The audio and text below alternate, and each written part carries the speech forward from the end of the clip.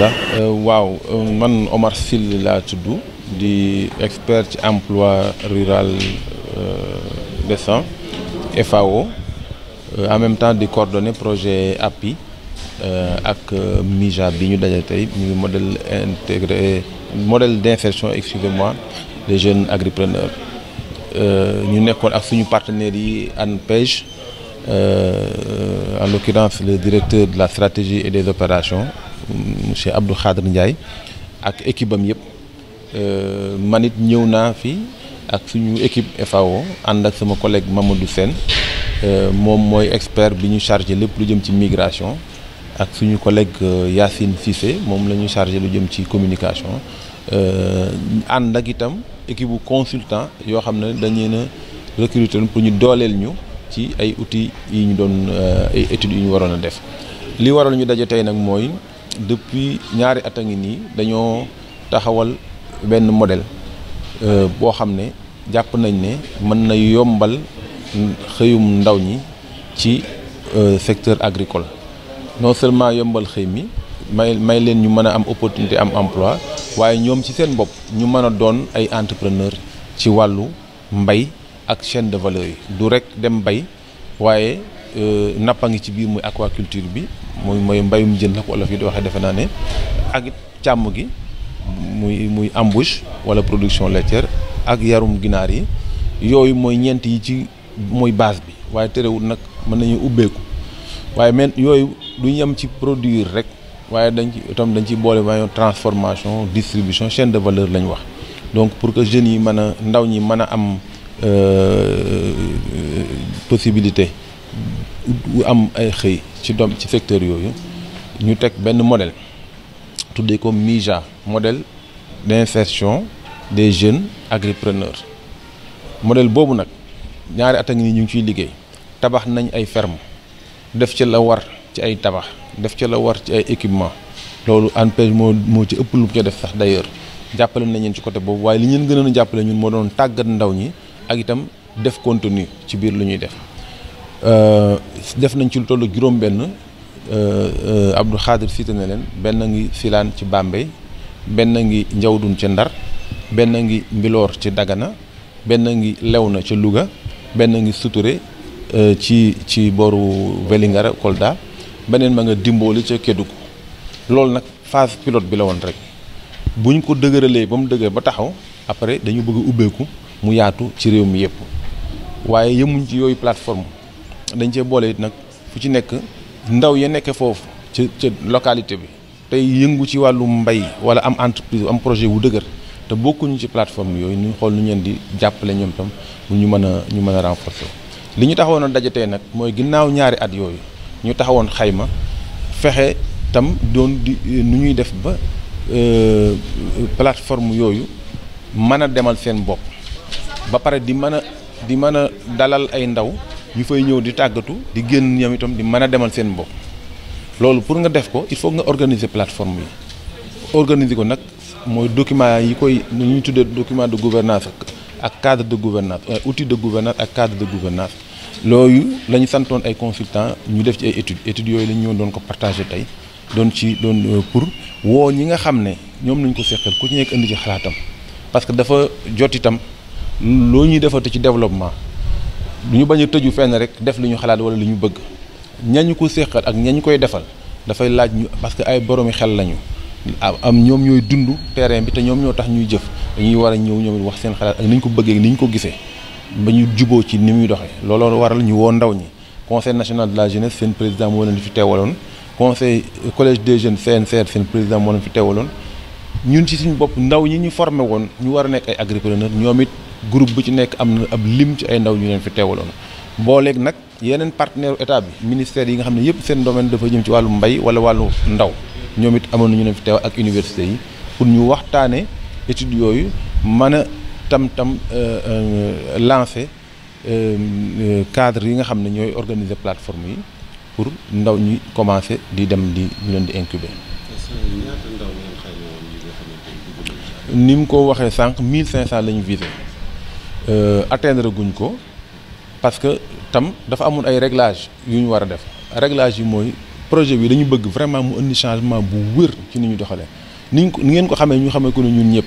état Sénégal yàgg na sonn ci ay projet public pour ndaw ñi mën a dem daalee ko ca maîtrisards yi ba fii ak yeneen waaye souvent liy faral di am mooy dañuy tàmmal ndaw ñi defaral leen lépp ba mu sotti rek ñu jox leen acca bii nag dañu bëgg ñoom ñu def ci seen loxo mu doon lu ñu gëm muy benn te ñu xam ne dañu di former pour après ñu mën a demal seen bopp donc looloo waral plateforme yi am na ñu fa nekkagun waaye dañoo taxaw benn moment ne nañ gën a organiser ba tànn bu baax cible yi ñu fay dem ñu tànn bu baax ñu doon ñoo xam ne danañu wóor ne période bi ñu xayma bu ñu ci eggee danañ mën a génn demal seen bopp ñeneen ñëw donc ni mu ko waxee 1500 la mais avec les initiatives hors plateforme création massive maanaam am xëy yu yaatu lañ bëgg jox leen ci misaal mu simple mu yomb dégg dëkk boo fi dem département boo fi dem mën ngaa lim lu mu gàtt téeméeri entreprise ferme yoo xam ne ay jeunes ko ñii ngeeg seen poulailler ñii ngeeg seen tool bu ñuy defee mbayum noor ñii ngay def yar jën ñii nga yar nag ñii nga yar ginaar et cetera mais jeunes yooyu tey ku leen identifier ak ferme privée yi nga def ak ñoom accord ñoom ñu nangoo dalal ay yeneeni jeunes kenn ku ci nekk selon capacité mu dalal ab lim ci jeunes ñetti jeunes wala juróom par cycle ñoo xam ne dañuy ñëw ñun ñu appuyer leen ba ñuy dem jox leen luñ dëgërloo bu ñu fay nekk kooku di leen encadrer ñuy xëy tàggatu la ci terrain bi chaque jour ba pare di produire en même temps bu seen 6 mois jeexee bu ñuy jógee foofu waa nga ba ñuy dugg nga leen joxoon boo demee ki dem ci borom poulailler bi nga jox ko lu mu démarré au moins 100 sujets borom poulailler bi am na 1500 sujets di jeune ni moom nga jox kii lu démarré lu toll 100 sujets benn investissement bu ndaw la moom du tabax poulailler du def dara da nga ko jox directement intrant productif ba pare mu am un cadre d'accompagnement mu am ku koy accompagner par 5 et par entreprise de initiative privée wala ferme privée par 100 par département et par cycle nga def 3 cycles ci wala 2 cycles ci année bi xoolal bu baax lu mu mën a andi te loolu benn exemple la rek waxaguñu secteur privé bi ak li mu mën a jàpp waxaguñu yeneen programme yi ak li ñu mën a jàpp donc vraiment dëgg programme bi à terme li politique document politique bi ñu formulé woon dafa visé woon 150 000 emplois programme bi gëm nañ ne bu demee ba atteindre vitesse de croisière am mën na at permettre ñu atteindre ces 150 000 là mais comme bëgguñu di prononcer ay gros chiffres vraiment muy nuru ay propagande wala leneen dañuy wax ne lu ñëwagul yàlla rek moo ko xam ñun daal danañu teg dispositif bi teg cadre bi parce que nit ki mën nga togg jox ko mais nag moom mooy def jomam ci li ci des. Vous savez, l'ANPEJ est un partenaire naturel de la FAO dans le cadre de ce projet-là. On a initié depuis 2014. L'ANPEJ avait déjà engagé avec le gouvernement du Sénégal un projet qu'on appelait Jeunes dans les fermes agricoles. Il s'agissait de l'insertion des jeunes dans l'agriculture et l'agroalimentaire à travers des plateformes où les investissements étaient réalisés, les jeunes identifiés et formés et insérés au niveau de ces plateformes-là. Mais avec l'appui de la FAO, on a voulu maintenant muter ces plateformes Chifa vers un modèle d'insertion des jeunes dans l'agriculture, en apportant une innovation majeure et au-delà de la fonction production, insérer au niveau de ces plateformes la fonction formation, commercialisation et incubation. Et c'est cela qui a motivé aujourd'hui notre collaboration avec la FAO et qui font que nous en sommes à une phase pilote dans le cadre de ce programme-là, parce que les plateformes GIFA, c'était au nombre de 23. Mais dans le cadre du programme MIJA, nous avons 6 plateformes en phase pilote que nous installons actuellement au niveau de Saint-Louis, au niveau de Louga, au niveau de la zone sud, Soutouré, au niveau de Kédougou et au niveau de la zone centre, au niveau de Bombay.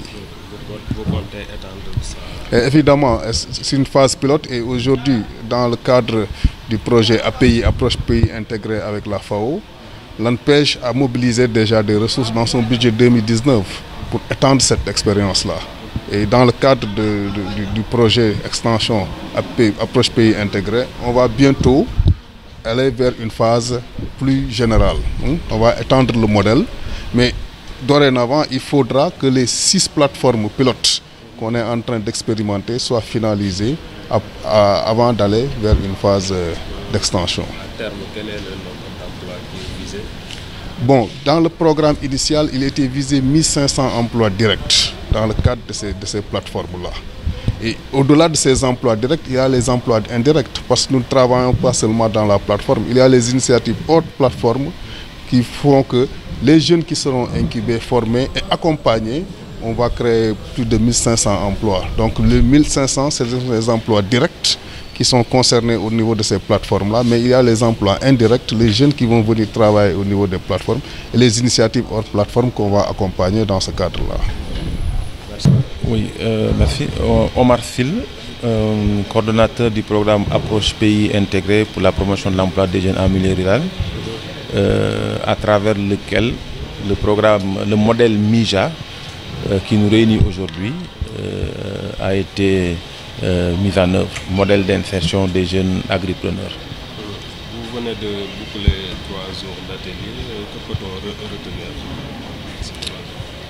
Oui, qu'on a eu vraiment d'excellents échanges autour de ce qui nous avait réunis. C'était l'objectif de l'atelier, la consolidation de l'approche du modèle d'insertion des jeunes agripreneurs, mais aussi des outils qui ont été développés. Parce qu'au-delà de l'approche, il y a un certain nombre d'outils en lien avec la gouvernance des plateformes, parce que vous savez que le modèle est bâti autour d'un réseau de plateformes intégrées de production, de formation et d'incubation, mais tout autour avec aussi l'appui externalisé destiné aux jeunes porteurs de projets hors de ces plateformes-là. Donc il était important de trouver un cadre de gouvernance, des outils de gouvernance de ces plateformes-là, mais aussi réfléchir sur les modalités de reconnaissance du statut d'agripreneur, puisqu'on parle de modèle d'insertion des jeunes agripreneurs. Pour toutes ces réflexions, des consultants ont été commis pour aider à élaborer des outils qu'on devait partager. Et nous avons voulu, à la phase de la consolidation, inviter l'ensemble des parties prenantes à se prononcer, à apporter leur contribution, des acteurs que sont les jeunes agripreneurs et la jeunesse de manière générale, représentée au plus haut niveau par le Conseil national de la jeunesse, mais également le collège des jeunes du CNCR, mais des jeunes agripreneurs que nous avons nous-mêmes formés, les acteurs des services publics déconcentrés, les ministères sectoriels de compétences, le monde universitaire, bref, l'ensemble des acteurs clés ont été invités à participer et de manière très relevée, des contributions, des suggestions, des propositions, des amendements ont été formulés et seront intégrés dans les documents finaux. C'est un jeune porteur de projet, au-delà même de porteur de projet, qui a acquis des compétences de base requises pour le statut d'entrepreneur dans les chaînes de valeur agricoles. Parce que ce qui nous a motivés à vouloir formaliser ce statut-là d'agripreneur, c'est que justement les formations, les offres de formation et d'accompagnement sont multiples et diverses pour former des entrepreneurs en agriculture de manière générale. Mais vous-même, vous aurez remarqué qu'il n'y a pas d'harmonie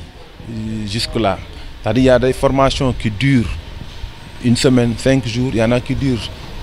plusieurs mois. Pourtant, tous en sortent avec des attestations. Il y en a qui durent des années aussi. Comment faire pour que désormais le jeune qui brandit une attestation pour dire que j'ai été formé en tant qu'agripreneur, qu'on lui reconnaisse ces compétences-là, cette valeur-là, je pense que c'est important, même du point de vue de l'accès au financement, du point de vue de l'accès au marché, du point de vue au-delà de lui donner les moyens d'avoir confiance en soi et de pouvoir lui-même entreprendre. Qu'est-ce que ces outils-là vont changer de façon concrète? Mais je l'ai dit, le premier changement c'est ça. Ça permettra d'harmoniser. Aujourd'hui, les outils permettront aux plateformes, entendez simplement les fermes intégrées qui ont des jeunes qui sont installés là-bas, mais également qui ont vocation de recevoir des jeunes pour incubation par cohorte, mais il faut un cadre de gouvernance. Sinon, c'est l'anarchie. D'habitude, les projets interviennent, ils vous financent, soit c'est des financements collectifs ou individuels, mais il n'y a pas de mécanisme de gouvernance, d'encadrement. Ce qui fait qu'il n'y a pas de chance de pérennisation. Si maintenant il y a ce cadre de gouvernance-là, si maintenant il y a aussi les outils qui encadrent, un manuel des procédures qui vous dit concrètement, clairement, pour chaque cycle d'activité, qu'est-ce qu'il faut faire, comment recruter, pour vendre, quelles sont les procédures, pour acheter des intrants, quelles sont les procédures, et j'en passe, tous ces cycles-là, si vous consignez ça dans un manuel de procédures, si vous avez un registre des activités qui permet de retracer, qui donne la traçabilité de toutes les activités qui se font au niveau de la plateforme, de sorte qu'il y a le principe de redevabilité, comme on dit, c'est-à-dire qu'il y ait moyen à partir de là où il se trouve, le partenaire technique et financier, le bailleur, le partenaire stratégique, peut à tout moment être informé d'avance de ce qui se fait et même peut contrôler, même opérer des contrôles de supervision inopinés, mais il y a une exigence de rigueur qui est de mise. Je pense que ça, c'est des conditions extrêmement importantes pour changer radicalement de paradigme dans le mode de gestion des projets publics. Ça, c'est je pourrais en donner d'autres exemples. Est-ce que les jeunes sont intéressés aujourd'hui par les projets?